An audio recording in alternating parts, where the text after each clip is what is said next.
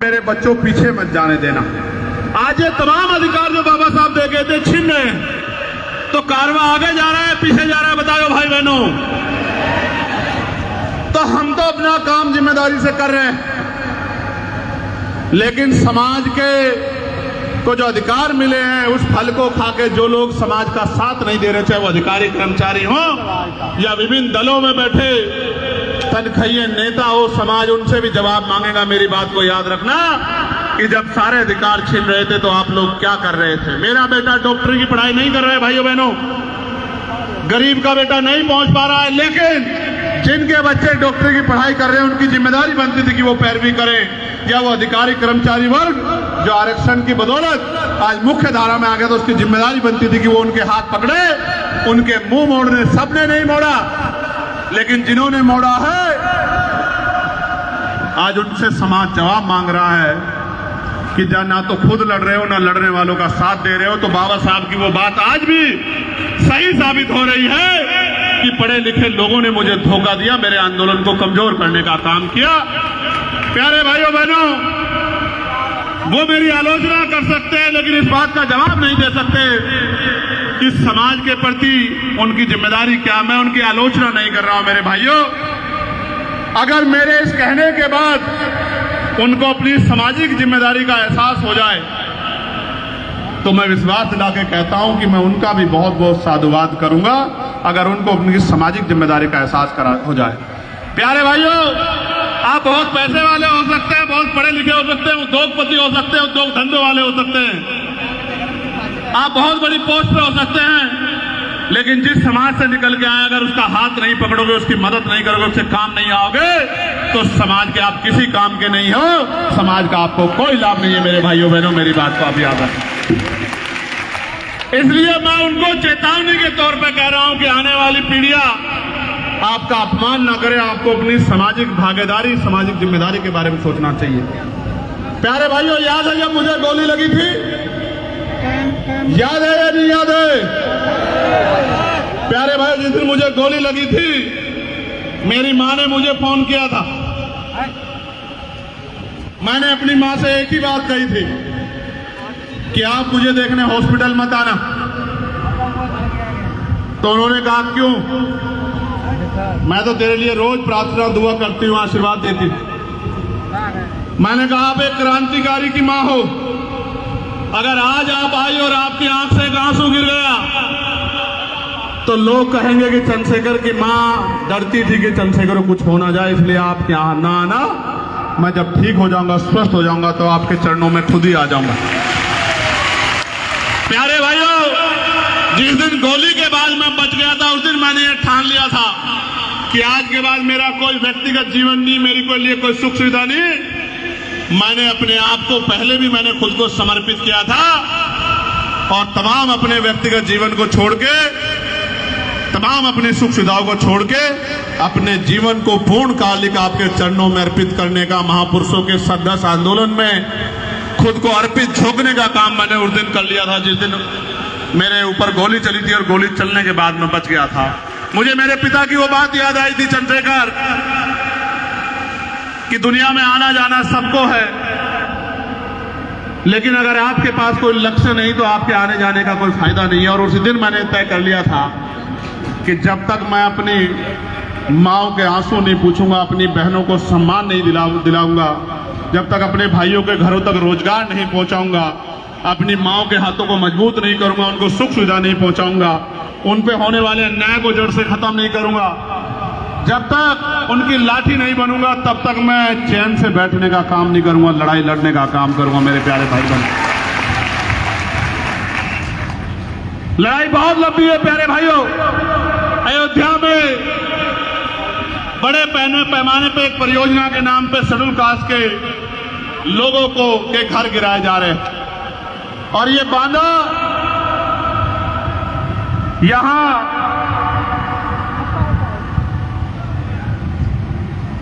मजदूर तबका बहुत बड़े पैमाने पर रहता है, ये किससे छिपा हुआ नहीं। ये क्रांति धरती है, स्वाभिमान की धरती में, इस बात से सहमत हूं। लेकिन आपको याद होगा पिछले सत्र में न्यूनतम वेज के लिए न्यूनतम मजदूरी लागू हो इसके लिए भी अगर पार्लियामेंट में मांग उठाने का काम किया था तो आपके भाई चंद्रशेखर आजाद ने किया था, जिसके बाद सरकार को न्यूनतम वेज लागू करना पड़ा था कि टेक्निकल, नॉन टेक्निकल, स्किल्ड और अनस्किल्ड में कितना कितना पैसा दिया जाएगा। प्यारे भाइयों बहनों, आपने मुझे वोट की ताकत से लोकसभा में भेज दिया।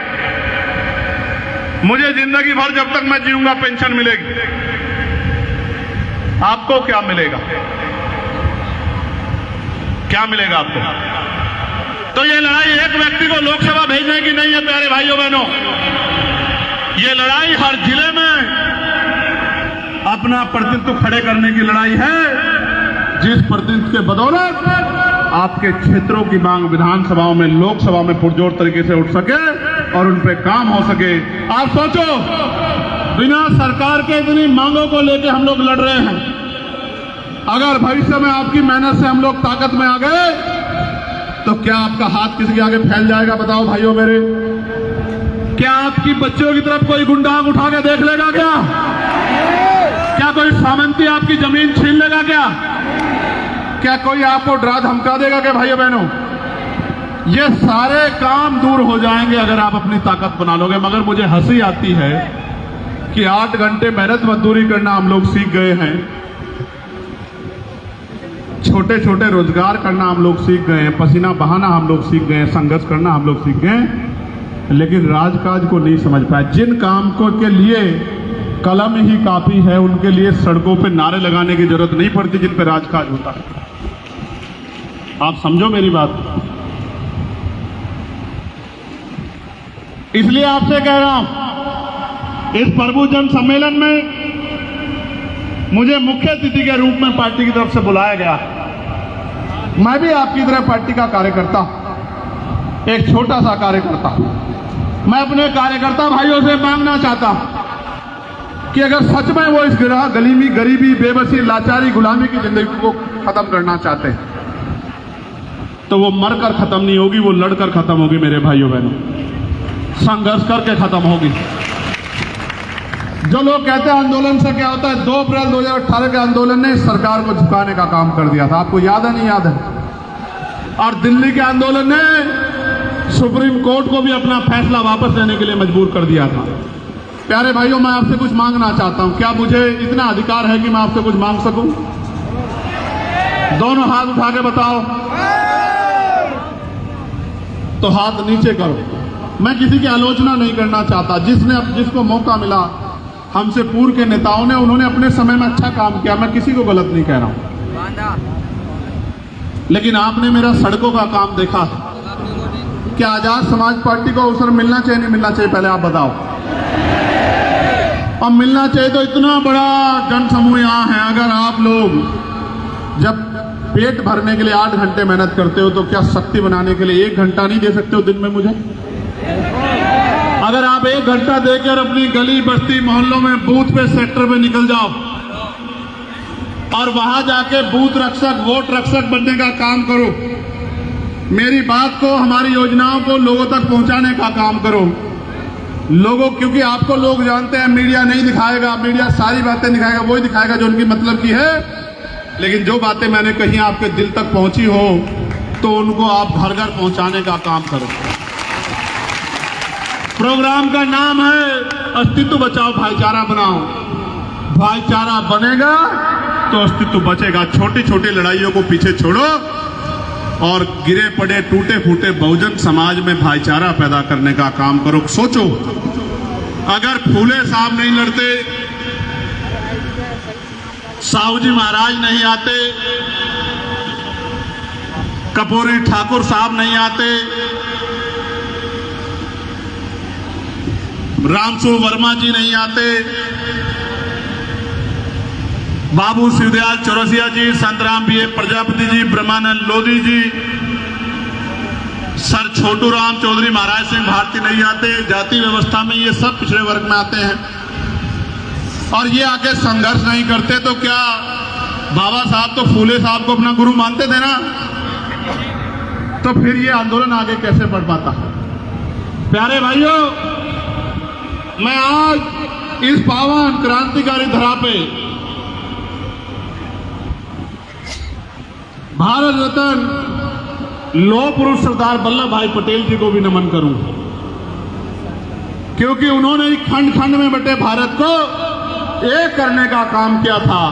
उन्होंने आरएसएस पे बैन लगाने का काम किया था और उनकी ये संतानें जातियों में खंड खंड में बटे इस बहुजन समाज में भाईचारा पैदा करने का काम अगर कर ले तो वो दिन दूर नहीं कि राजकाज आपके चरणों में होगा और आपको जो 75 साल में नहीं मिला वो आपको अगले 5 साल में आपको घरों तक पहुंचेगा। भाइयों बहनों, अगर आप प्रयास करें।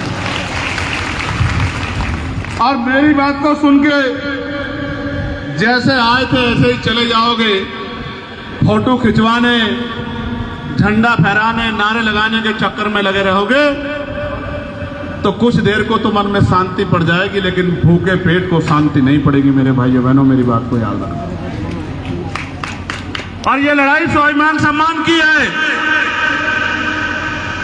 मैं तो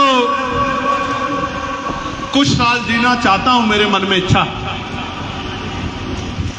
आपको याद है प्रयागराज में हमारे नौजवान जेल गए थे, याद है नहीं याद है? जब मैं जेल गया तो 16 महीने में बाहर आया, क्योंकि हमारे नेताओं ने कह दिया कि इससे हमारा कोई लेना देना नहीं है। लेकिन जब मेरे निर्दोष भाइयों को जेल भेजा गया गंभीर धाराओं में, तो 2 महीने का समय नहीं लगने दिया हमारे पार्टी के लीडरों ने, हमारे अधिवक्ता मोर्चा के साथियों ने 2 महीने के अंदर सारे भाइयों को जेल से बाहर लाने का काम किया। मेरे भाइयों, तो जब नेता सच्चा होता है तो अन्याय करने वालों को भी सोचना पड़ता है और लड़ाई भी मजबूती से लड़ी जाती है। मैं आपसे पूछना चाहता हूं, हो सकता है मेरी आपसे किसी बात को लेकर नाराजगी रही हो, मेरा नेचर है, मैं आपको अपने से बेहतर बनाना चाहता हूं, मैं आपसे गुस्सा भी हुआ हूं। लेकिन आप ये बताओ, अगर आपके क्षेत्रों में काम नहीं होगा तो कौन किसका क्षेत्र कमजोर रहेगा? बताओ, किसका क्षेत्र कमजोर रहेगा?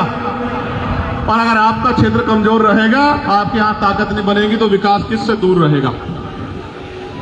सुविधाएं किससे दूर रहेंगी?